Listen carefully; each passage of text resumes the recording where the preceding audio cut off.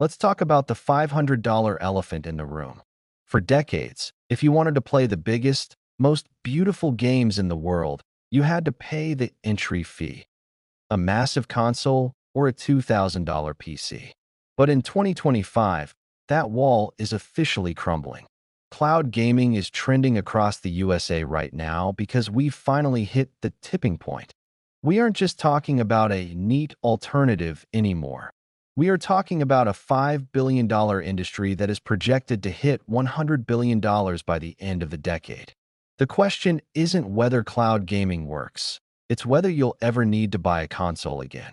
Right now, three titans are fighting for your screen. NVIDIA GeForce NOW is the enthusiast choice, offering 4K resolution and 240 frames per second.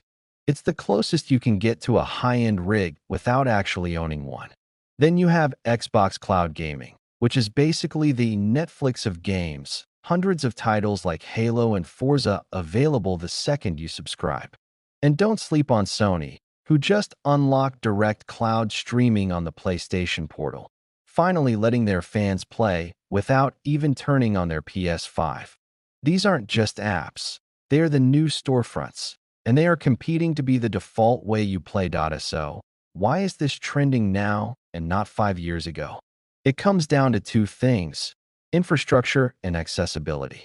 With the massive rollout of 5G and ultra-fast fiber across the US, the lag that killed early attempts like Stadia is mostly gone.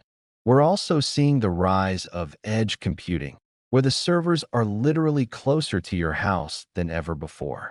But the real kicker? 47% of cloud gamers are now playing exclusively in the cloud. They aren't remote playing their consoles. They don't even own consoles. They are playing AAA games on their iPads, their smart TVs, and even their phones during their morning commute.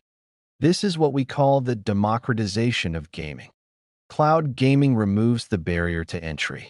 It means a student on a budget or a casual gamer who only has an hour a week can enjoy the same high-fidelity experiences as someone with a dedicated gaming room. It's no longer about who has the most expensive hardware. It's about who has the best connection. This shift is forcing the industry to rewrite the rules. We're seeing more cross-save and cross-play than ever before because your saved data doesn't live in a box under your TV anymore. It lives in the sky, following you from device to device. But let's be real, it's not all sunshine and high frame rates. The biggest debate in the community right now is ownership. When you stream, you don't own the game. You own a license to play it as long as the service exists. NVIDIA is trying to solve this by letting you stream games you already bought on Steam, but services like Xbox and Sony are leaning hard into the subscription model. Are we okay with a future where our entire library could vanish if a server goes down? That is the trade-off for this incredible convenience, and it's a conversation every gamer needs to have. The trend is clear. The hardware era is fading, and the access era is here.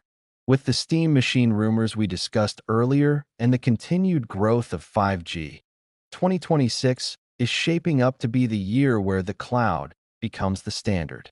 Consoles won't disappear overnight, but they are becoming the vinyl records of gaming, a niche for enthusiasts, while the rest of the world just hits play on their TV remote.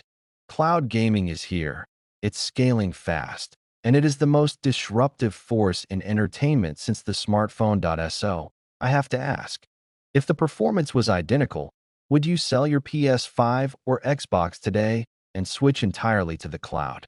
Or do you need to feel that hardware in your hands? Let's settle this in the comments. If you're ready for the cloud-first future, hit that like button and subscribe to Tech Unfolded for the ultimate guide to the best cloud services of 2026. Thanks for watching.